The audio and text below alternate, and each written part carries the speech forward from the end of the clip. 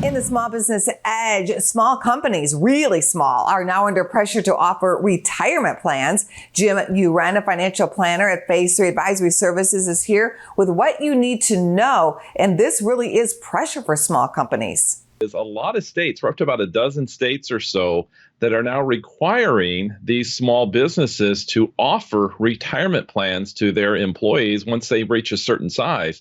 And in some states, like, for example, Illinois or California, as soon as you have 5 employees, you are required now to offer a retirement savings plan to those employees. And so between those two factors, there is a lot of pressure on small businesses who have not yet offered a plan to get the ball rolling and get going. What are some options to make this doable? Yeah, so the first option is for those states that have put this requirement on. Most of those states offer a state-run plan.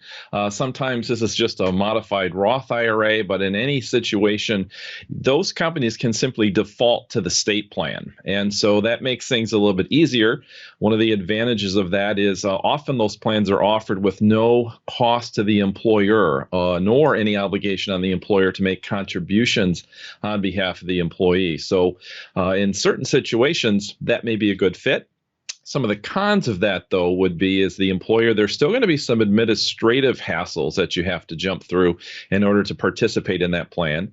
And of course, those plans are one size fits all. So they may not give you that competitive edge that you really need in order to attract those employees, because those plans may not offer the investment options your employees want. Are there options for small business owners who do not have access to a state plan? What about a 401k, which can be expensive, or a simple IRA? Yes. So as you mentioned, the 401k, which is what we're most familiar with, of course, because of big companies, but it does have a lot of overhead expenses associated with it. So for a lot of small business owners, those costs can be pretty pricey and can price you out of that market. So another alternative that a lot of small business owners with employees use is something called a simple IRA.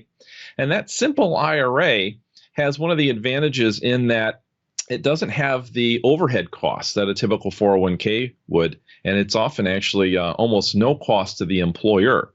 Now, it does come with the obligation by the employer to make some contributions into the employee's plan every year. Those generally are about 2 or 3%, depending on how the plan is set up. And once those contributions go into that employee's account, those are 100% vested. In other words, those are the employees to keep even if they decide to leave. However, that simple IRA still allows the employer him or herself to make contributions to the plan. Unlike sometimes with a 401k, if you don't have enough employees participating, you yourself are kind of left out, out to dry, so to speak. Thank you, Jim. And I know the deadline is coming up October 1st. Thanks so much for being with us. Absolutely. Go to businessfirstam.com for where to see our show on TV.